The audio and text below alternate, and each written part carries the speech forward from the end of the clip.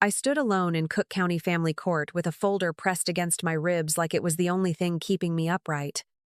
The room smelled like old paper, burnt coffee, and money I did not have, while every polished shoe around me seemed to know it.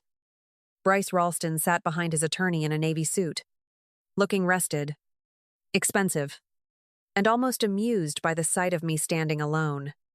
Then he leaned toward Sutton Merrick, smiled without lowering his voice enough, and murmured, "She couldn't even afford a lawyer."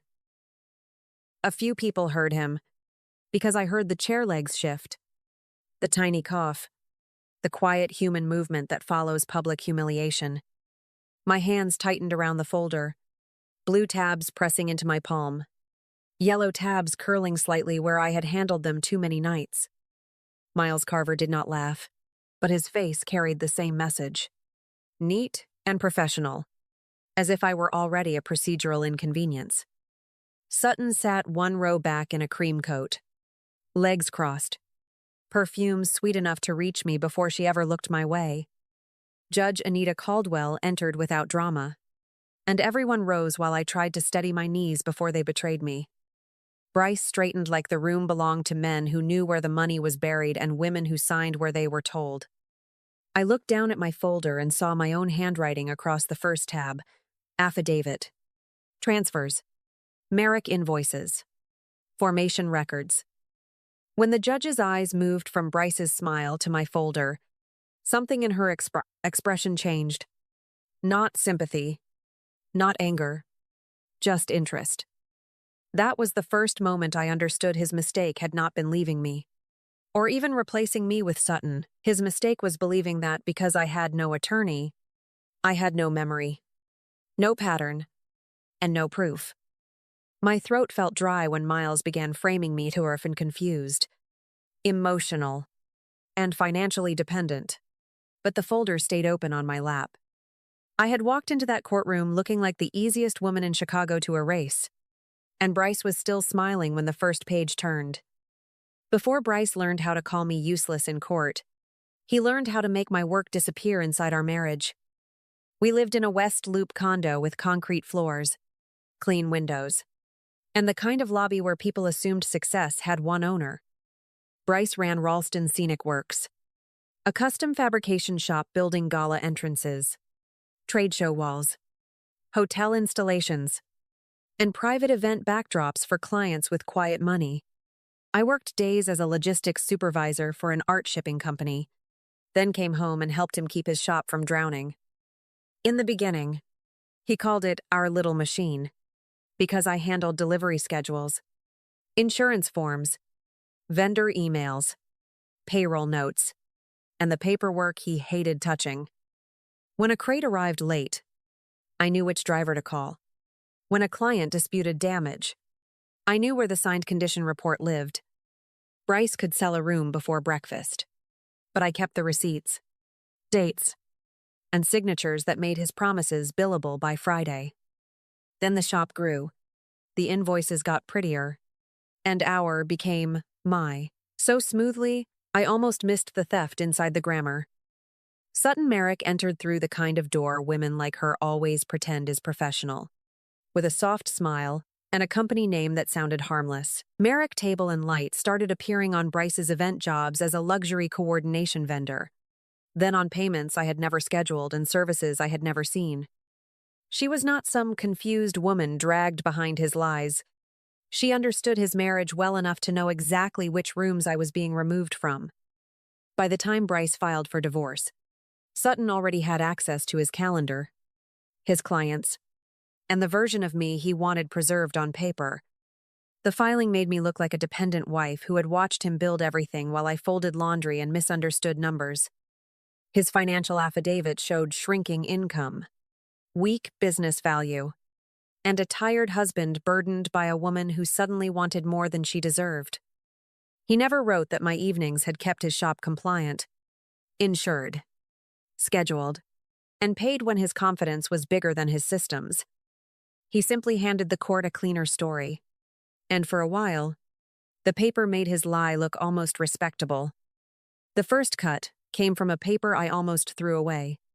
Folded inside a box of files Bryce said were old clutter. I had been sorting through what survived the move from our condo, kneeling beside a rented plastic bin with dust on my jeans. A remittance sheet slid out from between insurance forms, and the name Merrick Table and Light sat there like it belonged. I read it twice, because I knew every early vendor Ralston Scenic Works had used, and that company had never crossed my desk. At first, I told myself it could be new, something Bryce added after I stopped helping with the shop. Then I saw the dates. The same monthly rhythm. The same rounded amounts. The same vague descriptions dressed up as luxury coordination. I opened my laptop, pulled the bank statements I still had access to, and started matching transfers against job calendars and public posts. Sutton's rooftop dinner appeared 3 days after one payment. Her spa weekend after another. Her private tasting photos, under the same soft lighting Bryce used to sell clients. There was nothing illegal about a woman posting champagne by a hotel window, and I knew better than to pretend that was proof by itself. But the dates lined up with payments. The payments lined up with invoices. And the invoices described services no one had documented. My stomach tightened, not because I had found one smoking gun, but because I had found repetition wearing a nice dress. That night, I called Kendra Shaw, and my voice shook when I asked where someone would hide money if they needed to look broke. Kendra did not make me feel brave, which helped, because I was tired of people selling courage like perfume. "Don't hunt for one miracle document," she said, while I wrote each word on a grocery receipt beside my coffee. "Look for what repeats. Then make the repetition explain itself." And suddenly the mess on my table had a shape. By midnight, Merrick Table and Light was no longer a name on paper. It was a trail Bryce thought I was too embarrassed to follow. The operating agreement was buried in a green folder I had packed without looking, because Bryce had trained me to treat old business papers like weather. I found it after midnight. While Merrick invoices sat across my table in little stacks, I kept rearranging like order could calm me. The first page looked ordinary, full of language meant to make regular people feel stupid before they even reached the signature line. Then I turned to the member section, saw my name beside Bryce's, and the room went so quiet I heard the refrigerator click off. I remembered the night he slid those papers across our kitchen island, years before Sutton's perfume entered my life like a warning. He had been cheerful, almost rushed, tapping the page with one finger while I rinsed pasta sauce from a plate. "It's just for the new structure," he told me, already holding out the pen like my questions would embarrass us both. When I asked what it meant, he kissed my temple and smiled. "You trust me?" "To Cass." And I signed because marriage had taught me obedience could look like love. Now that same signature sat under a legal interest he had failed to mention when he painted me as a woman outside the business. I called Kendra with the paper open in front of me. My finger pressed so hard against my name, the page bent. She listened without interrupting, then exhaled once and said, "This did not make me queen of his company," which somehow made me trust her more. "But it means he cannot call you irrelevant while hiding an entity your name helped create," she added, and my hand stopped shaking. I started building the binder in the order a stranger could follow, because strangers were all I had left in court. Formation document first, then Bryce's affidavit, then transfers, invoices, job calendars, and the public posts Sutton never imagined would sit beside payment dates. The evidence did not scream. It stacked itself, one quiet page after another, until Bryce's clean story had weight pressing against it. For years, he had counted on me forgetting what I signed, but paper had a cruel patience he never gave me credit for. 3 days before the hearing, Bryce called while I labeled binder tabs at my kitchen table, his name lighting my phone like an old threat. I answered because silence had always made him braver, and his voice came through calm enough to sound rehearsed. "Cass, this has gone too far," he began. while I slid Sutton's invoice beneath his affidavit and watched the dates touch. Be realistic before you embarrass yourself in front of a judge who handles real money every day. I looked at the settlement draft Miles Carver had emailed that morning, offering me less than a used delivery van if I waived vendor-related assets. Bryce kept talking, soft and patient, the way men sound when they push you toward a cliff and call it maturity. Take the offer, keep your dignity, and stop letting people fill your head with theories, he said, like dignity was still his to price. Then Sutton's email arrived from an address I knew, warning that my behavior was damaging professional relationships and making Bryce's clients nervous. That was when the pressure showed its shape. Because Sutton was not outside the divorce watching from a clean distance. She knew enough to mention clients, call my evidence behavior, and sound seated at the table where my marriage was being priced. I printed her email, placed it behind the settlement draft, and saw vendor-related assets sitting there like a door they wanted locked first. My bank account had $613 until payday. Rent was due in 9 days, and for one ugly minute, signing looked almost merciful.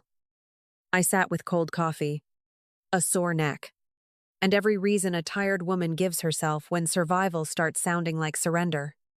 Then I moved the papers again. Sutton's email beside her invoices, Bryce's offer beside the affidavit. And the pattern stopped whispering. They were not asking me to be reasonable. They were asking me to be early, quiet, and gone before court learned where to look. By morning, the binder was heavier, the tabs were cleaner, and Bryce's last voicemail stayed unheard while I practiced. Your Honor, I'd like to show the timeline. Miles Carver rose first, smooth as marble, and made my life sound like hurt feelings, dressed as bookkeeping confusion. He called Bryce the force behind Ralston Scenic Works, then described me as self-represented and limited in financial knowledge. Bryce sat beside him, wearing the smile of a man waiting for paperwork to bury me. Sutton watched from behind them, chin lifted, her cream coat folded over her lap like morning belonged to her. When Judge Caldwell looked at me, my mouth went dry, and the folder felt too heavy for my hands. I did not try to sound like Miles, because his language had made me invisible once, and I could not vanish again. Your Honor, I'd like to show the timeline. I managed, while my thumb found the first blue tab. The judge nodded once, giving me more room than Bryce had given me in years.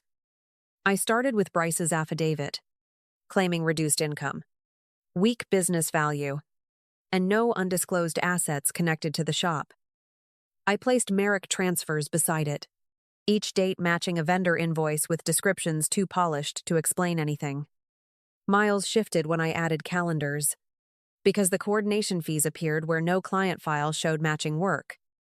This is speculation, he cut in, but Judge Caldwell kept her eyes on the papers. I turned the page, and Sutton's posts landed beside the payment dates without me needing to accuse anyone. A resort breakfast after one transfer, a rooftop tasting after another. Every caption smiling above, invoices Bryce had called business expenses. The room changed in a way I could feel. Movements stopping, pens pausing, Sutton's perfume sharper. Bryce leaned toward Miles and muttered that I still did not understand his business, which became the first useful thing he gave me. I opened the green tab and placed the agreement on top, my name printed beside his in the member section. If I was never involved, why is my signature on the entity connected to these transfers? I asked, and my voice surprised me. Miles reached for the document too quickly, while Bryce's face tightened in a way his suit could not hide. Judge Caldwell looked at Bryce, not me, and the silence felt cleaner than any apology. Then Bryce laughed under his breath, smaller this time, because he knew the room had stopped following him. She doesn't even have counsel, he said, and I felt the old bruise of that sentence before the judge answered. Judge Caldwell's voice stayed calm enough to cut deeper than anger. In matters of disclosure, Mr. Ralston. She doesn't need one for this court to recognize a problem. Sutton looked down. Miles stopped writing, and Bryce finally understood that the woman he had priced as powerless had brought receipts. After Judge Caldwell spoke, nothing exploded, which made the damage feel almost worse for Bryce, because real consequences arrived wearing procedure. She ordered supplemental disclosure, bank statements, vendor records, job files, and explanations for every payment tied to Merrick Table and Light. Miles asked for time with the careful voice of a man trying to keep panic out of a transcript. Bryce stared at the table while Sutton sat behind him, no longer looking expensive, just involved. The legal lock was not dramatic, but it was clean, because Bryce could not charm a deadline the way he charmed clients. Every account he had treated like private territory now had to answer to dates, invoices, transfers, and the affidavit he had signed. The money lock came next, quietly but fast. When the settlement offer Miles had pushed so hard stopped looking final. No one could call me unreasonable for refusing a number built on disclosures the court had already questioned. I went home with the same old folder, the same sore shoulders, and a strange calm I did not trust yet. My apartment still had cheap blinds. My refrigerator still buzzed too loudly, and payday was still 3 days away. But Bryce was reacting now, and after years of shrinking around his certainty, watching him answer paper felt like breathing. Kendra called that evening, and when I told her what the judge ordered, she went quiet before laughing under her breath. "Funny how memory improves when a court sets deadlines," she said, and I laughed so suddenly it almost scared me. It was not victory laughter. Not yet, because I still had filings, requests, and weeks of waiting ahead. But it was the first sound I had made in months that did not come from survival.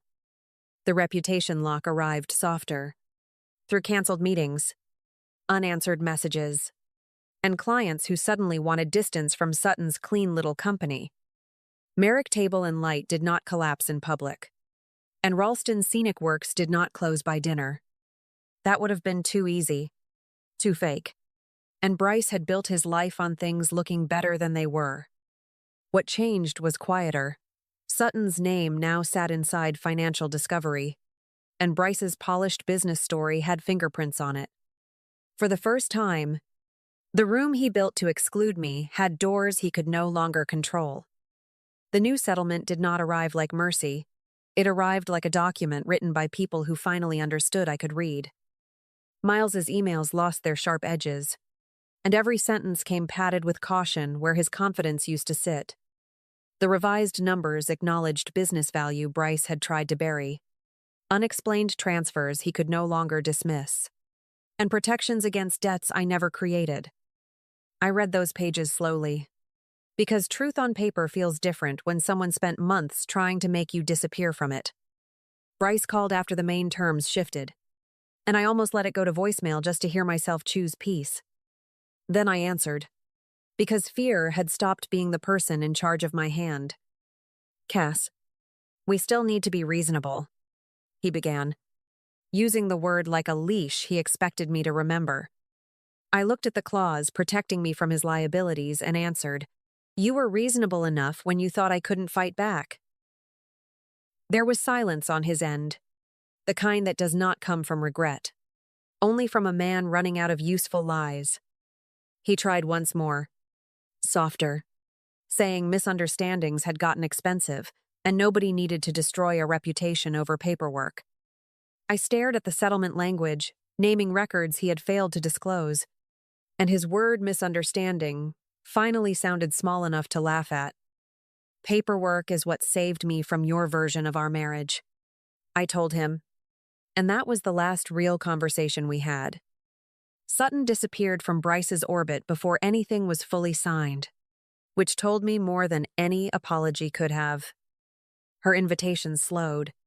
Her vendor name became uncomfortable in rooms where clients paid extra to avoid legal dirt, and her polished silence turned practical. Ralston's scenic works survived, but Bryce's clean man myth did not survive discovery. Revised disclosure, and the questions people stopped asking directly. I did not get everything, and I did not need everything. I got enough money to breathe, enough protection to sleep, and enough truth to stop doubting my own mind. I did not leave court rich, and no beautiful new life appeared overnight, because truth in America usually arrives with paperwork and payment plans. I moved into a smaller Logan Square apartment with a stubborn radiator, clean afternoon light, and bills I could finally name without shaking.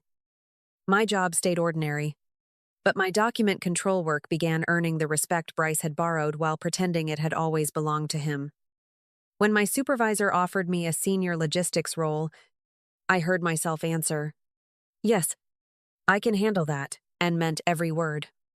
Healing came through ordinary mornings where my body stopped bracing before coffee, and my phone no longer felt like a loaded threat.